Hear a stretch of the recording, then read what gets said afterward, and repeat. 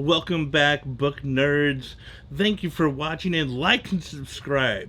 A Day of Fallen Night. I just finished this book, the prequel to Priory of the Orange Tree.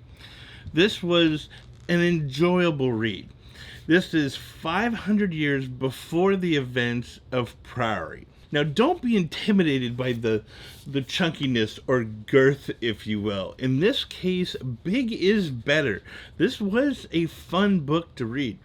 A lot of history, a lot of world building, adding to the history and the world crafting that she did in Priory. Is it too much? Sometimes it could feel too much in books like this. Sometimes the world building will really bog you down.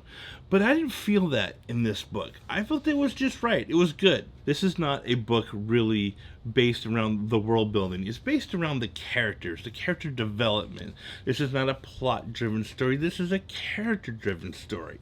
And just like the first book, we follow several main protagonists from different points in the map.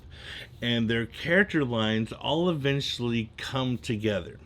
They all have their own trials and tribulations that they need to get through, but they have good character arcs. There's none that I'm like, okay, I could skip this, right? This isn't really going to affect the story. No, I want to know all four of the character arcs in this book because, well, I'm a sucker for good relationships, and Samantha Shannon is really good with crafting these relationships.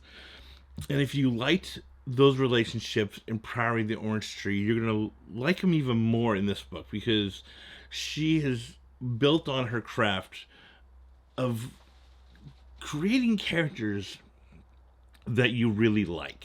The characters are great, masterfully crafted.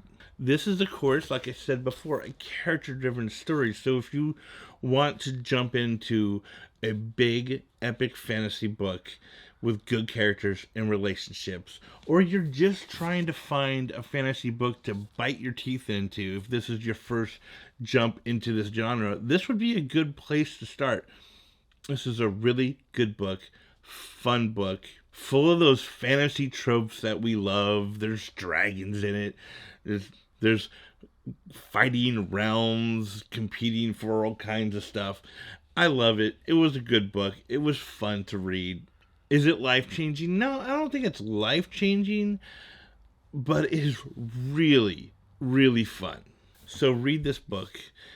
And if you want to know, is it better than Priory of the Orange Tree? Yes, I believe that it is.